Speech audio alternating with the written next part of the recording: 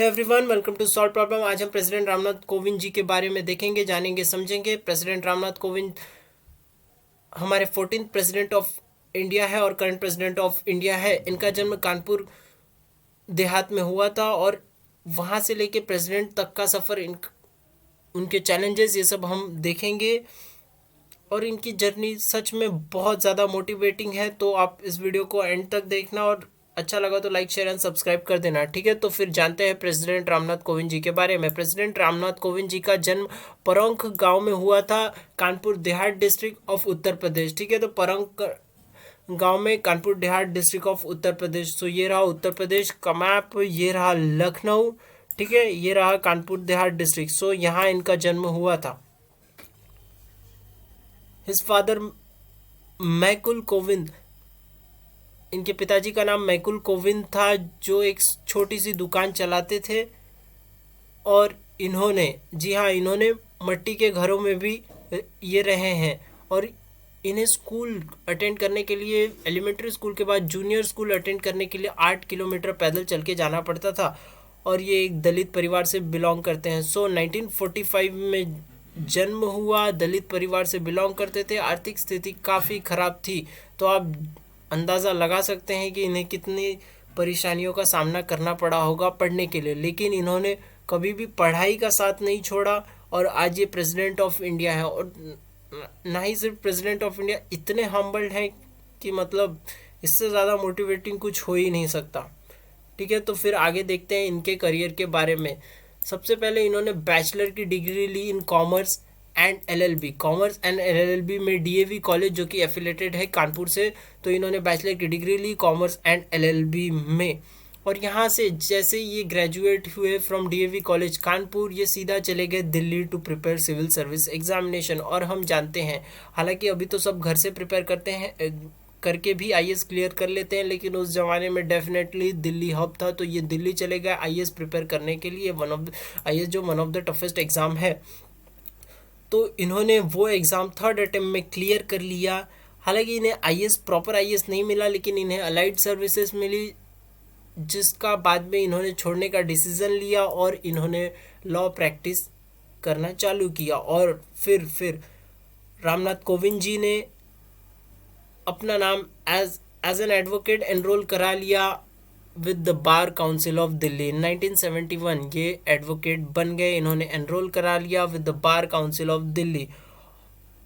और government advocate रहे, ये सेंट्रल गवर्नमेंट एडवोकेट रहे in Delhi high court from year 1977 to 1979।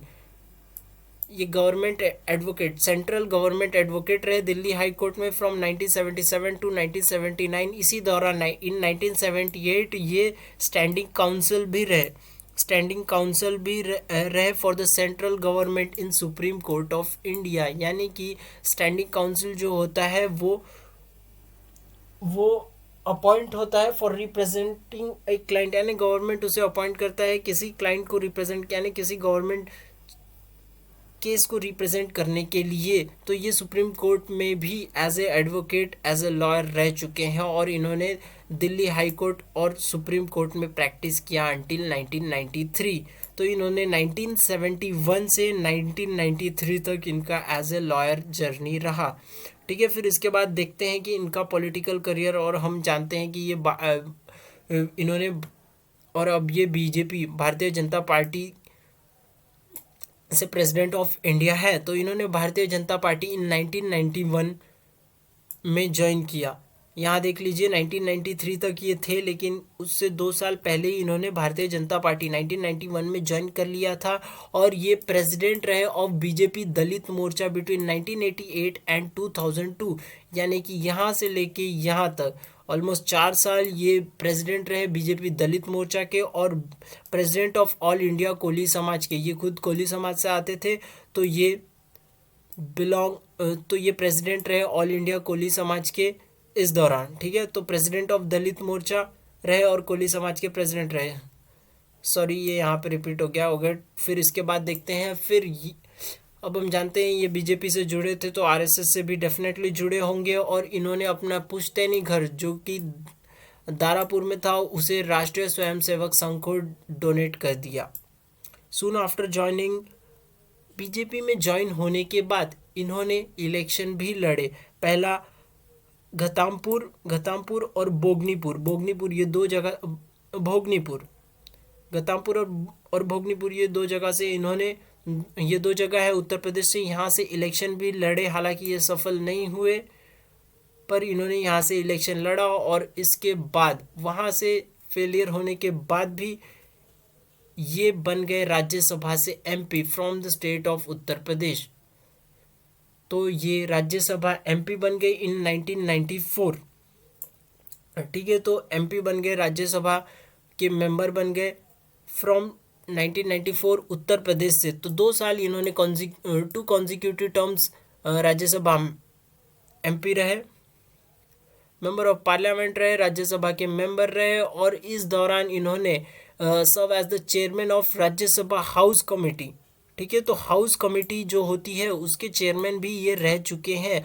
और इसके अलावा भी, यानी कि इसके अलावा भी इन्होंने as a board of management doctor BR Ambedkar university Lucknow के बोर्ड ऑफ मैनेजमेंट भी रहे, बोर्ड ऑफ गवर्नर भी रहे IIM कलकत्ता के। और इन्होंने रिप्रेजेंट भी किया है इंडिया को at UN and address United Nation General Assembly in 2002। यानी 2002 में ये इंडिया को UN में रिप्रेजेंट कर चुके हैं और यूनाइटेड नेशन जनरल असेंबली को एड्रेस भी कर चुके हैं इन 2002। ठीक है, फिर तो सबसे पहले इन्होंने bachelor in commerce and law किया, फिर उसके बाद ये दिल्ली गए, IAS प्रिपेयर किया, क्लियर किया, एलिट सर्विस मिली, उसे छोड़ के इन्होंने लॉ ज्वाइन किया। लॉ में दिल्ली हाई कोर्ट में रहे, एडवोकेट रहे, फिर सुप्रीम कोर्ट में भी प्रैक्टिस की। और उसके बाद इन्होंने ये पॉलिटिक्स में आए, बीजेपी की तरफ से इन्होंने इलेक्शन लड़ा, ये हार गए। फिर उसके बाद इन्होंने राज्यसभा से ये मेंबर ऑफ पार्लियामेंट बने, 2 कॉन्जिक्यूटिव टर्म रहे। इस दौरान इन्होंने board of management doctor BR Ambedkar university में भी एज ए सर्व किया, board of governor of IIM Kolkata रहे, UN में रिप्रेजेंट किया। इतना सब कुछ अचीव करने के बाद ये बने as a governor of Bihar on 8 August 2015 में ये गवर्नर ऑफ बिहार रहे। ठीक है, फिर रामनाथ कोविंद जी ने प्रेसिडेंट ऑफ इंडिया ये बन गए finally on July 25, 2017। Governor of Bihar on 8 August 2015 रहे और 14th प्रेसिडेंट ऑफ इंडिया ये बने on 25 July 2017 and first leader from राष्ट्रीय स्वयंसेवक संघ जिन्होंने इस लेवल को अचीव किया। यानी प्रेसिडेंट ऑफ इंडिया की पोस्ट RSS से संभालने वाले ये पहली व्यक्ति थे। और श्री रामनाथ कोविंद मैरिड मैम सविता कोविंद और she became the first lady of India now. ठीक है, तो ये रहा इनकी जर्नी, ये रही इनकी पॉलिटिकल जर्नी। तो हमने देखा कि सबसे पहले इन्होंने ये ग्रेजुएट हुए, फिर उसके बाद इन्होंने IAS की प्रिपरेशन की, उसे क्लियर किया, पर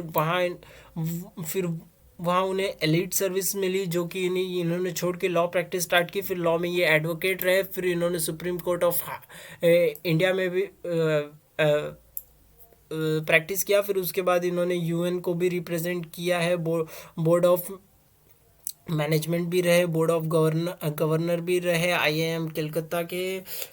इन्होंने इलेक्शन लड़ा है, ये राज्यसभा से MP रह चुके हैं for 2 consecutive term. He became the governor of Bihar and now he became the president of India. इतना सब कुछ होने के बाद, इतनी सारी अचीवमेंट होने के बावजूद भी ये इतने हम्बल है, मानो जैसे ये प्राइम मिनिस्टर को मिलते होंगे या फिर एक नॉर्मल पान वाले को भी मिलेंगे, पान की दुकान चलाने वाले को भी मिलेंगे, तो सेम हम्बलनेस रहेगा, सेम रिस्पेक्ट से बात करेंगे। इतने हम्बल, इतनी मोटिवेटिंग जर्नी रही है।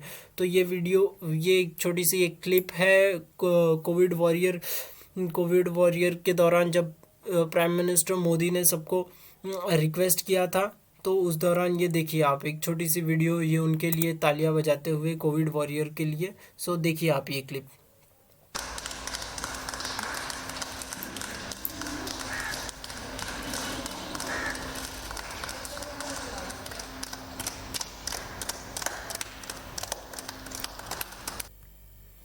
सो इन लास्ट, अगर हमें कोई छोटी सी भी नौकरी मिल जाए या छोटी सी भी अचीवमेंट हो जाए तो हम सातवें आसमान में रहते हैं, हम अपना एटीट्यूड भूल जाते हैं, किसी से भी डिसरिस्पेक्ट से बात कर रहे हैं, हम्बलनेस भूल जाते हैं। पर श्री रामनाथ कोविंद जी की जर्नी हमें बताती है, उन्होंने इतनी बड़ी बड़ी पोस्ट संभाली, फिर भी आज वो इतने हम्बल है, इतने मोटिवेटिंग है, इतनी एनर्जी है उनमें। So that's it, that's a video. Thank you, thanks for your precious time. Like, share and subscribe. Thank you.